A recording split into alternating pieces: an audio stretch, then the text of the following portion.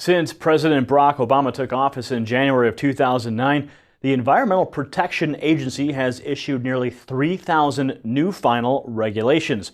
That takes up nearly 25,000 pages in the Federal Register, which amounts to nearly 25 million words. This is based on Congressional Research Service data.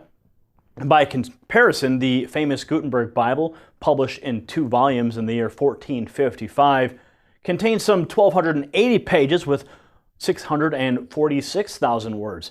Put another way, these EPA final regulations have 5,484 times as many words as the U.S. Constitution. The regulations cover greenhouse gases, air quality, emissions, hazardous substances, and other topics. Yet this includes only so-called final rules from the EPA.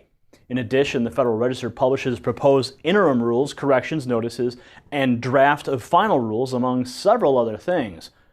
The Congressional Research Service noted, quote, "Many, both within Congress and outside of it, have accused the agency of reaching beyond the authority given it by Congress and ignoring or underestimating the costs and economic impacts of proposed and promulgated rules." The Research Service did note, however, that environmental groups and other EPA supporters disagree that the agency has overstepped its boundaries. The congressional report also remarked, quote, "In several cases, environmental advocates would like the regulatory actions to be stronger." Coming from a different political perspective, the Wall Street Journal has charged that the EPA has, quote, "turned the regulatory fire hose on U.S. businesses." And the U.S. Chamber of Commerce has called the EPA's actions, quote, "a series of one-sided, politically charged regulations that are intended to take the place of legislation that cannot achieve a consensus in Congress."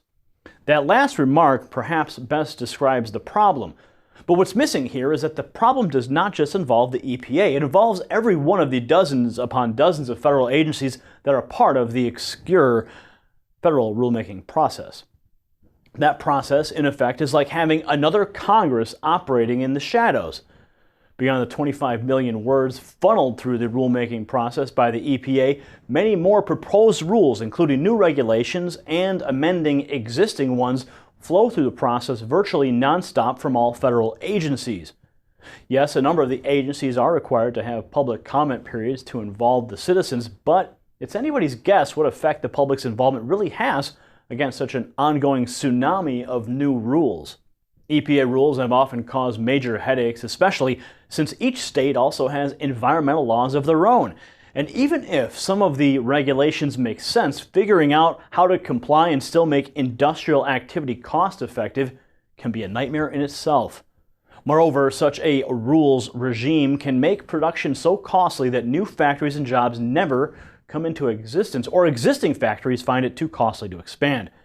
Yet most people understand that the U.S. wants sufficient pollution controls.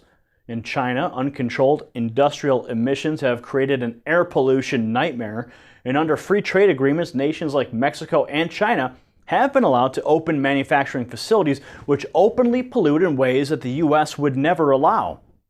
But some American-based companies exploit that situation by avoiding pollution regulations at their factories in foreign lands in order to cut production costs, just like they do when they employ cheap labor in those lands and ship the goods back into America.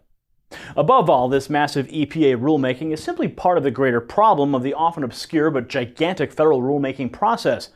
Perhaps that degree of lawmaking outside of Congress should simply be disallowed. Otherwise, real accountability may never become a reality.